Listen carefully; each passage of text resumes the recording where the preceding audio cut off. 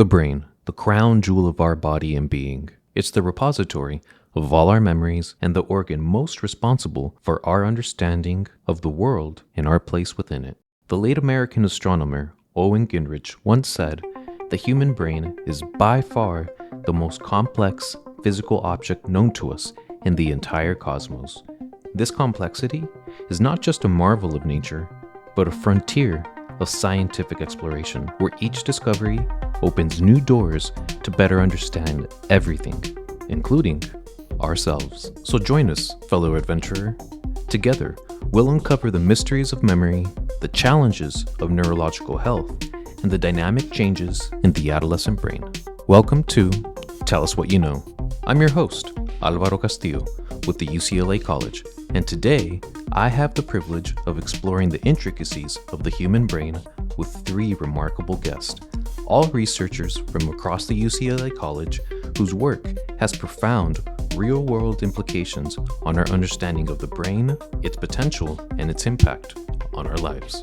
From the depths of memory to the barriers of neurological health and the transformative journey that defines us growing up, our guest will illuminate the marvels and mysteries of the brain. My first guest is a leader in the field and on campus, Adriana Galvan.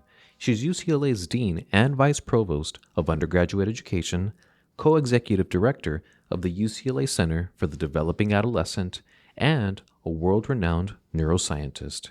Her work explores how the adolescent brain develops, particularly in areas related to decision-making, risk-taking, reward sensitivity, and learning. But what makes her research especially powerful is how it's moved beyond the lab. Dean Galvan's findings have helped reshape how we think about adolescence, not just in classrooms or parenting books, but in courtrooms. Her work has informed how judges and lawmakers understand the teenage brain, influencing policies around sentencing and rehabilitation for young people.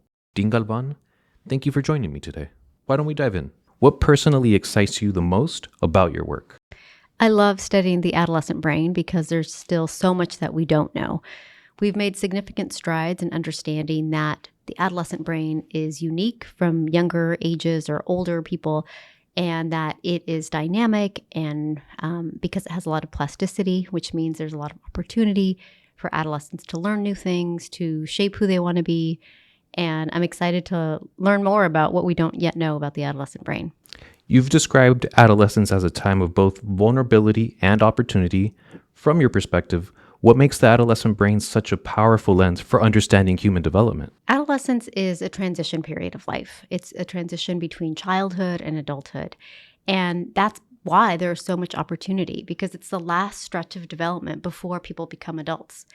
And as adults, we can help young people with that transition by providing them the resources and the opportunities and the inputs that they need to thrive as they become independent. And what I love about adolescents is that they have the emerging cognitive capacities to understand abstract concepts, to stand up for causes they believe in, to become really passionate about things. But they're also still learning, so they're also still open and receptive to new ideas. And that's unlike any other time of life. Sounds like we should all be a little bit more like that. Yeah, we should. And I think as adults, some of the best parts about us are when we feel young, when we travel and see new things, when we learn a new language, when we make new friends. All of those things help us retain our youth because they're all novel. And the adolescent brain is really good at responding to novelty. In part, it's because there is a greater amount of dopamine in the adolescent brain. Dopamine is a signal or chemical that is responsive to rewards, to taking risks, to when we encounter something new. It's also a really important signal for learning. So every time we learn something new, we release a little bit of dopamine. And perhaps that's why adolescents find learning new things so appetitive, so rewarding, because it is giving them a little bit of dopamine boost. Your research often focuses on the prefrontal cortex and its development during adolescence. What are some of the most surprising or misunderstood aspects of this part of the brain and how it evolves? The prefrontal cortex is the part of our brain right above our eyes, and it's responsible for higher cognition. So decision-making, making goals and plans, understanding abstract concepts. And indeed, it's the last brain region to develop. The brain develops from the back to the front, and the prefrontal cortex is at the front of the brain. The reason it develops this way is that we don't need those higher cognitive capacities earlier in life. But as we become independent, we do need to adopt some more sophisticated ways of thinking. And sometimes people think that adolescents don't have a prefrontal cortex, and that's simply not true. They simply haven't refined it. It's not finished developing yet. And that's by design. It's because that way it allows for more flexibility and more plasticity in the brain. Another misunderstood thing is that once the prefrontal cortex becomes fully mature, then emotions don't have a role in cognition, and that's simply not true. In fact, emotions are really important for us to help us know where to direct our attention, to help us activate, and it gives our prefrontal cortex actually something to respond to, and that in and of itself helps it evolve and mature. A thought that comes to mind is when we grow up, when we're in adolescence, sometimes we bump heads with our superiors, with our elders. Is there a correlation between the prefrontal cortex developing last when we become independent and the conflicts that we might find ourselves in? Yeah, that is such an insightful observation. Yes, it's no coincidence that there's greater headbutting or conflicts with authority figures or with parents at that time, because remember, part of the goal of adolescence is to become independent. And one way is to start to maybe disagree a little bit with what you've been told or to want to be more independent. And the prefrontal cortex helps with that because it helps us identify our own sense of self. In fact, one of the things the prefrontal cortex does is gives us a sense of identity. There's a lot of identity development during adolescence that may or may not be aligned with the more senior figures in our lives. And the other important component of this period of development is that we have to remember as adults that it is to help young people leave the nest, so to speak. In fact, we're not the only species on Earth that shows these greater conflicts during adolescence or the juvenile period. All animals that have been studied, from monkeys to rodents to birds, they all show this same increase in conflicts with the parents, greater affiliation with peers, spending more time away from the nest. And that, again, is by design so that they have the opportunity to establish their own identity and to build their own confidence. So adolescence can be thought of not just as a human experience, but an experience of being alive. It's an experience of being alive. Yeah, that's such a beautiful way to put it. In what ways has your research influenced how schools, parents, or even legal systems think about adolescence and decision-making? One of the most gratifying aspects of being a researcher in adolescent neuroscience is that it's been used in other spaces beyond the laboratory. One is in the legal system. So in 2006, I published a study examining the difference between the adolescent reward system as compared to adults and compared to younger children. We also examined the prefrontal cortex in that study, and it has since been used to try to help the legal system identify when adolescents are adults. In other words, many of the studies I've published on adolescents have been examining this question about when do we become mature? And in the legal system, that's one of the key hallmark questions that helps courts identify whether someone should be tried as an adult. In several Supreme Court cases that were aiming to determine whether young people should be tried as adults in different kinds of crimes, they relied on this research to show that the adolescent brain keeps changing and evolving during the periods beyond what is currently the age of majority in the United States, which is age 18. We know that the brain doesn't stop developing at 18. And so the Supreme Court opined that it was unconstitutional to treat young people who are 18 or who are younger than 18 as adults because we know that there's capacity for change.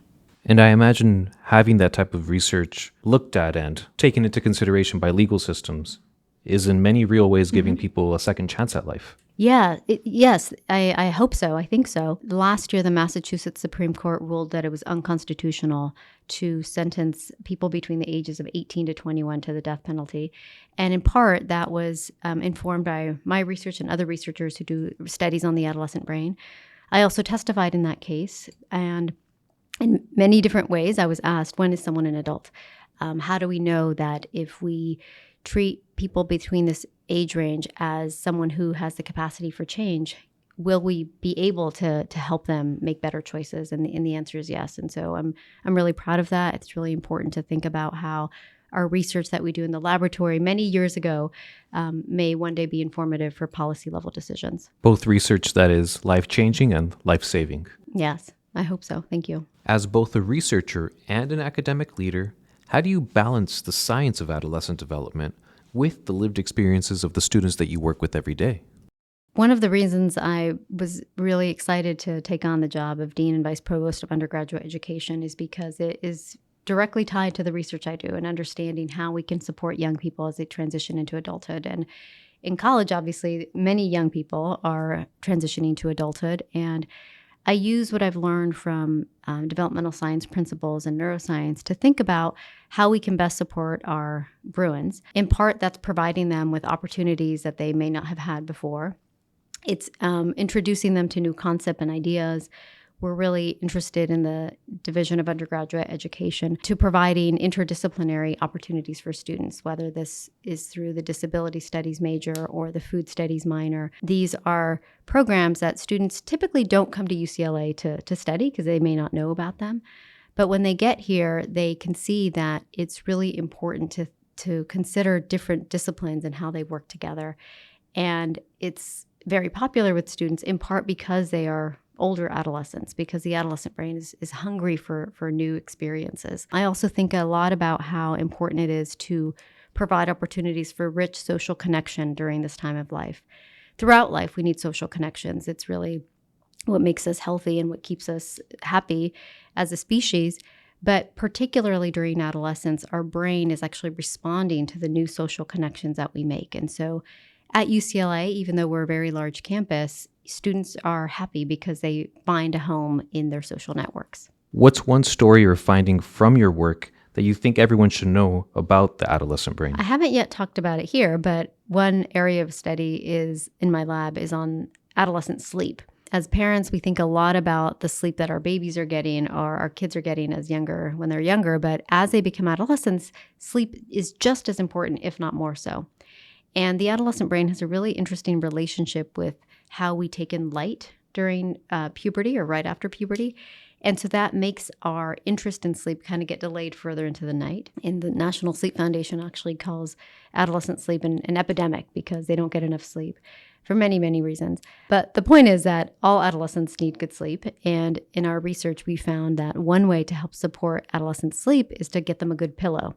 It's a really simple finding, but we found that adolescents who have a pillow they find comfortable actually show advances in their brain development. So not only should we invest in a good pillow, but we shouldn't advocate for busting all-nighters. No, all-nighters are never a good idea. Not only will the material not really stick, but your brain performs best when it's gotten good sleep. And how much sleep varies by person, of course. Some people need a little more sleep, some people need a little less sleep, but we all need to feel rested to perform optimally. If you could go back and give your teenage self one piece of brain science advice, what would it be? I would tell my younger self that the mistakes that I'm making or the mistakes that I think I'm making are actually a really important part of the learning process. One way that we learn is through trial and error. When we're babies, we learn how to walk and how to talk by trying things on and making mistakes and falling. It's the same principle when we're in adolescent, that sometimes we make mistakes, we try new things, we try new friends, we try new identities, and all of that is part of the learning process of becoming who we will be. Here to tell us more about her research in the field of memory studies is Jennifer Noji. She recently earned her PhD in comparative literature from UCLA and brings a unique perspective to today's conversation as she's focused on cultural memory studies, political violence, collective responsibility, and activism. She also co-founded the UCLA Working Group in Memory Studies. Jennifer, welcome. Yeah, thank you so much for having me.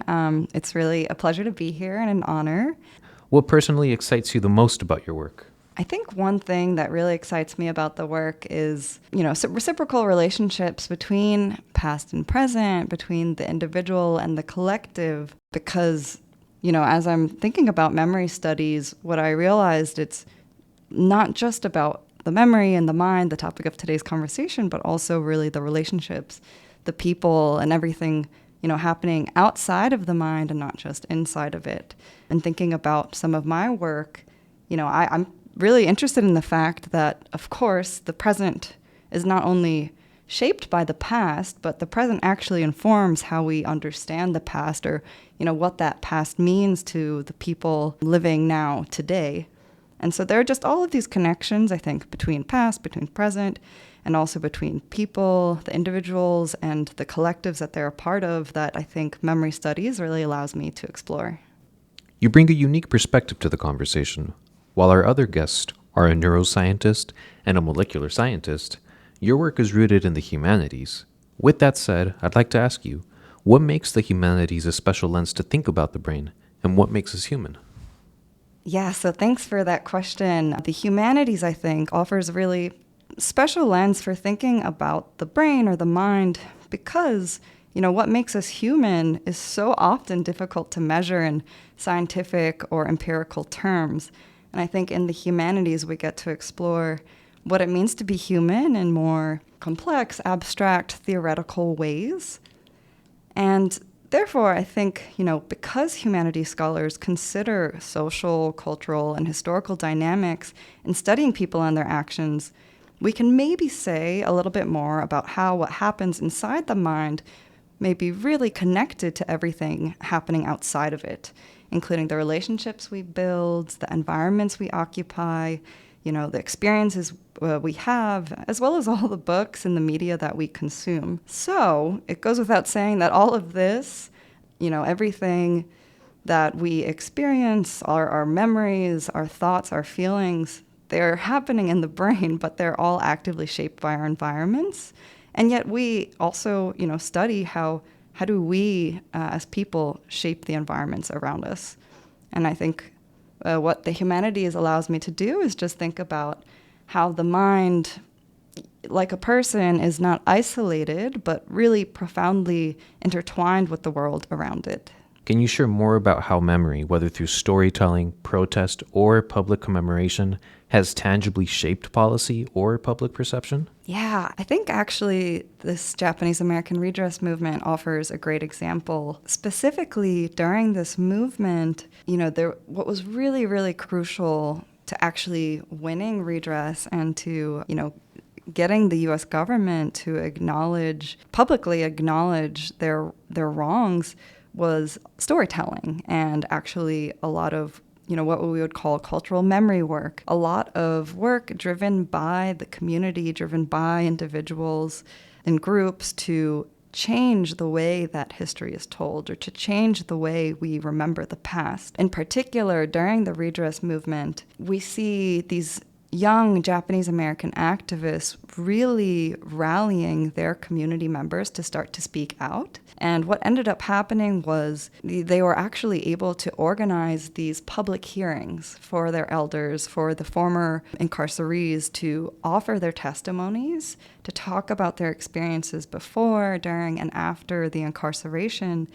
And mind you, this was one of the first time many of these former incarcerees ever spoke about their experiences. And so actually these hearings were technically organized through a federal commission directed by Congress. It was called the Commission on Wartime Relocation and Internment of Civilians. And yet, those hearings were really led by those social activists who are mobilizing their community members to speak out. But we do see this interesting dynamic where through the social activist movement, many of those young people really wrote to Congress members and demanded that there be some kind of commission formed to study the harms of incarceration, formed to study, was there really a just cause or were there really legitimate reasons to have this incarceration of 125,000 people. And so through the work of those social activists, Congress finally did put together that commission, which allowed for these public hearings to take place.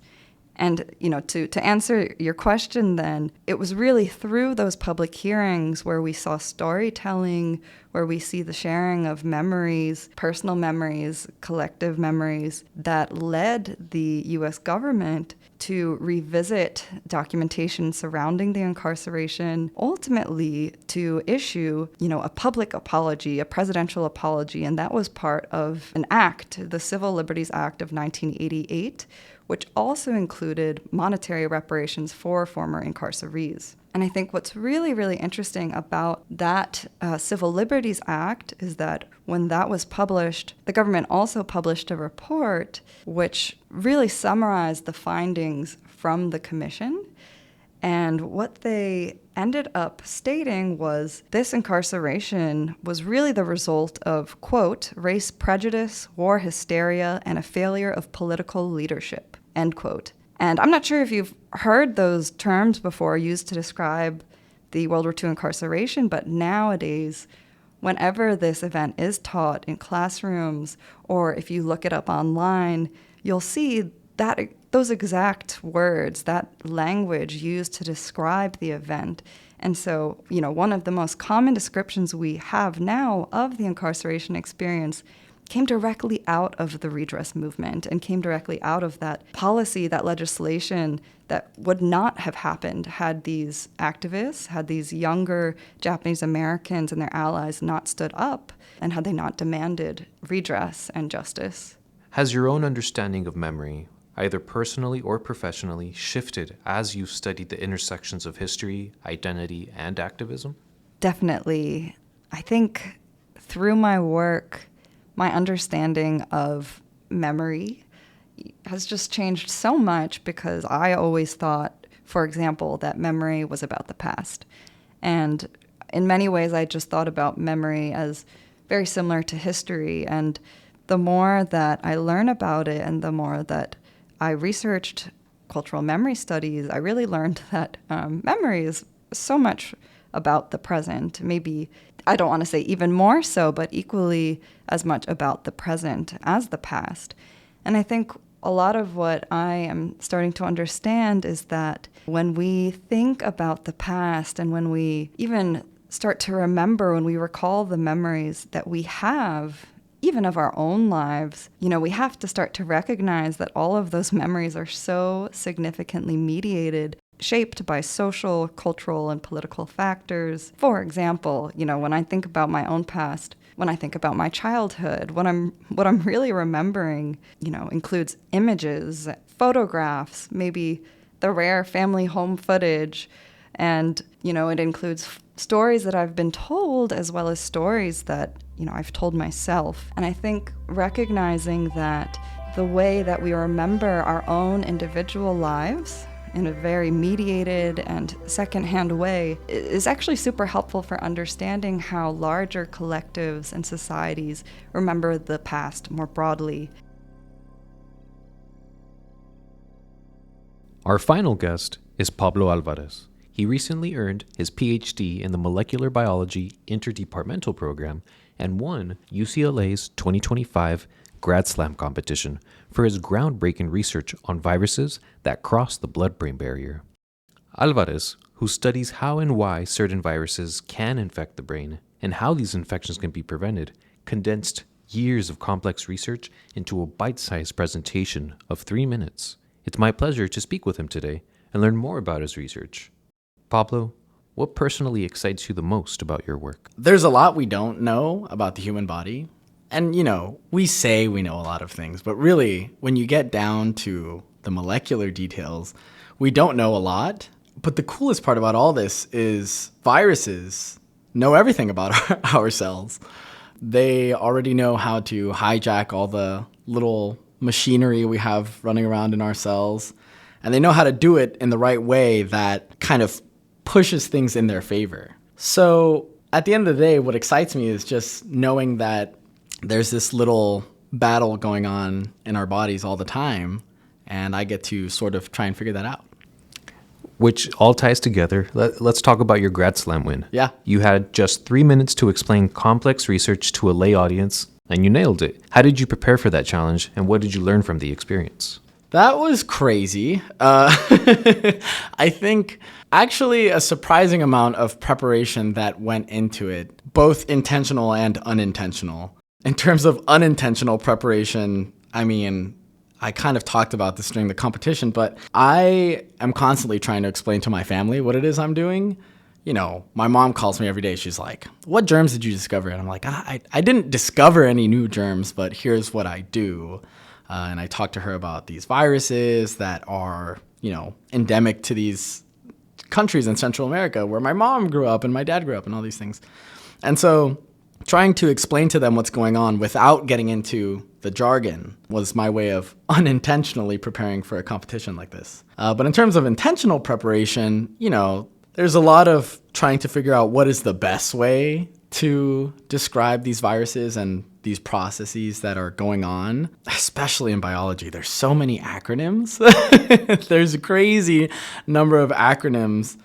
And if you're not in the field, it's like you're speaking a whole nother language. So there was a whole lot of preparation with my lab, actually, who was very supportive in terms of helping me edit what's going on and describe things in a more lay perspective. Your award-winning Grad Slam talk was titled Guarding the Crown Jewel, Stopping the Viral Invasion of the Brain. Why refer to the brain as a crown jewel, and how do you use analogies that make complex science more accessible? Yeah, so I picked crown jewel because really it actually started with the blood-brain barrier. I was trying to figure out, how the heck do I describe this blood-brain barrier that's made up of like 3, sometimes 4, depending on who you ask, different cell types.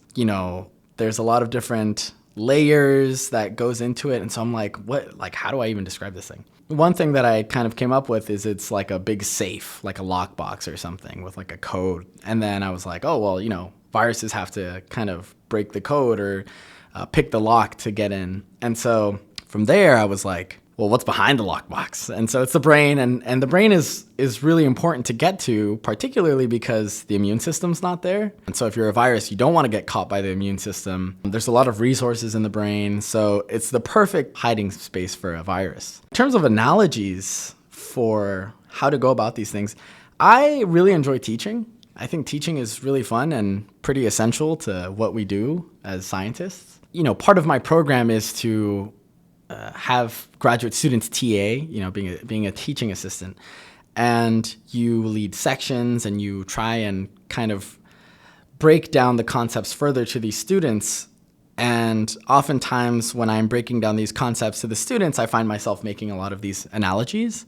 Really, it's like a fun little game of like, how can you turn something crazy with all this jargon, all these acronyms, and all these crazy molecular and biochemical processes into something that everyone understands. And I think that's the best part. It's just fun to me, so I love thinking of all these analogies. So it sounds like a combination of your responsibilities as a TA and your experiences communicating to your own family what you do prepared you for the competition. Yeah, absolutely. I mean, like I said, it's all about teaching as scientists, as honestly, anyone with a doctorate. I feel like, your responsibility is to lead and to teach, whether it's a PhD or an MD or a JD, everything. It's all about teaching and sharing your expertise with the world.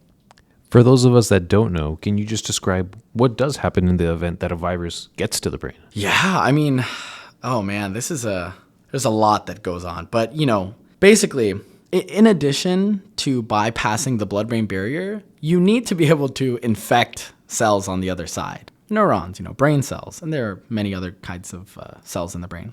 But let's focus on neurons. Those ones, I mean, your first thing once you get across the blood-brain barrier is you want to infect the brain. You infect neurons.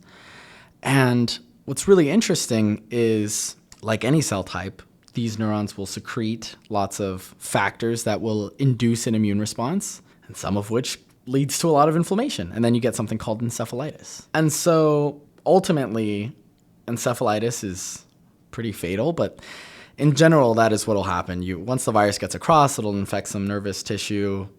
The nervous tissue will secrete a lot of inflammatory factors, and you get encephalitis, and in some cases, people die. And that's swelling of the brain, right? That's right, swelling of the brain. I mean, there are different kinds. There's encephalitis, which is swelling of the brain. There's meningitis, which is swelling of the meninges, which are the layers surrounding the brain.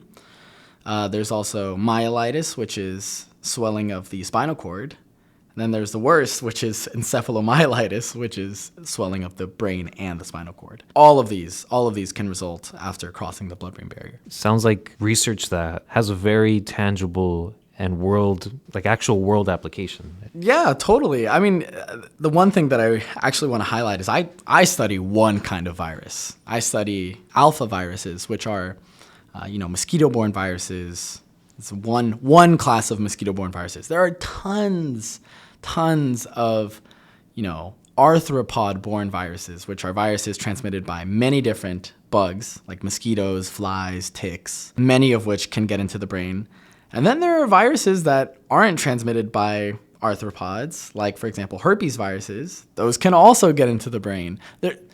The craziest thing that I have actually learned is that many viruses have an effect on the brain. Whether it is direct or indirect, a lot of them have sometimes severe impacts on the brain, which is very interesting.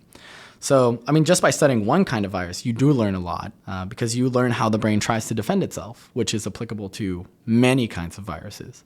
Obviously, we wouldn't want this for our brains, but your brain would have a defense for whatever virus potentially comes across its way. Yeah, absolutely. So that actually brings up the concept of, it's really cool. Maybe it's just cool to me because I'm a big science nerd, but it's really cool. It's it's an evolutionary arms race. Our immune system is very, gullible, right?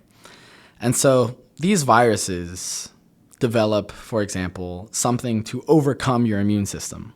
So say your immune system used to be able to stop that virus, and now the virus has evolved to overcome that immune system.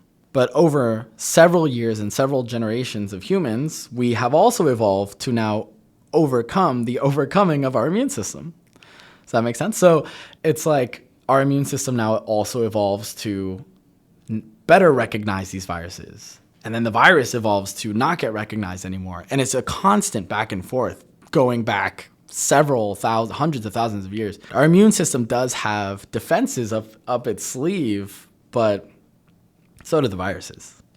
So it's this constant back and forth, which I think is really cool. You call them viral villains and clever entities.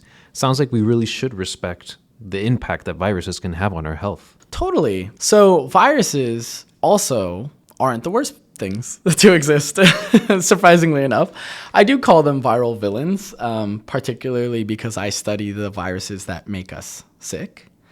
But I will say that if it weren't for viruses, we wouldn't know a lot of what we do know about human health and how our cells work and things like that. And there's actually a whole branch of research, which is just the coolest, that uses viruses to actually help people. There are people that are engineering viruses to attack cancer or, for example, treat genetic diseases. We should respect viruses, or at least put some respect on these viruses, because yes, they cause a lot of damage to human health, but they can also be leveraged to really make marvelous impacts and beneficial and positive impacts to human health. In the UCLA newsroom article covering your Grand Slam victory, it's mentioned that you grew up visiting family in Central America, where mosquito-borne illnesses like dengue and Zika were common. How does it feel to now be leading research that could one day